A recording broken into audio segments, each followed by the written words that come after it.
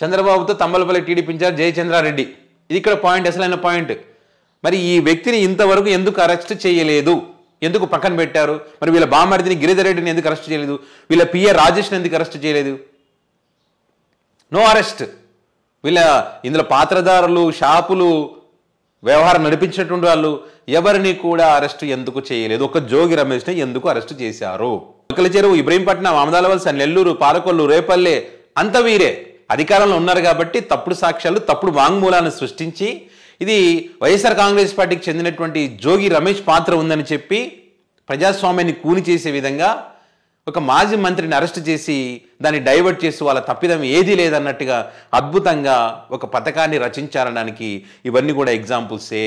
అంటే ఇక్కడ జగన్మోహన్ రెడ్డి గారు చాలా కీలకమైనటువంటి పాయింట్ని ప్రస్తావించారు.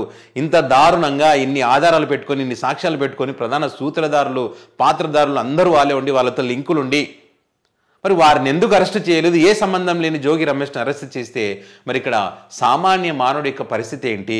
ప్రజాస్వామ్యంలో ఈ రకంగా అధికారాన్ని ఉపయోగించుకొని కేసులు పెట్టి అరెస్టు చేస్తూ ఉంటే ప్రజలు బతకగలరా? బతకగలిగే పరిస్థితి ఉంటుందా? రానున్న రోజుల్లో దీని యొక్క ప్రభావం ఏ రకంగా ఉంటుంది?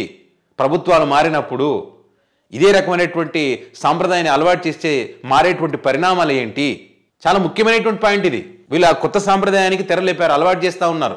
అన్ని వ్యవస్థలను వాడుకొని నాశనం చేస్తూ మళ్ళీ వ్యవస్థలను గాడిలో పెడుతున్నామని చెప్పి డైలాగులు మాట్లాడతారు.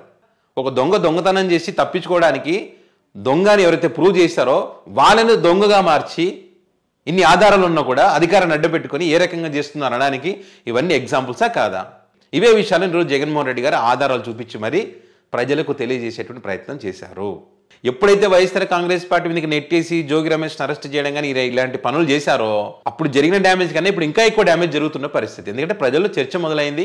ఈరోజు జగన్ గారు చెప్పిన తర్వాత ఖచ్చితంగా మరోసారి దీనికి సంబంధించిన చర్చ 100% మళ్ళీ జరుగుతుంది.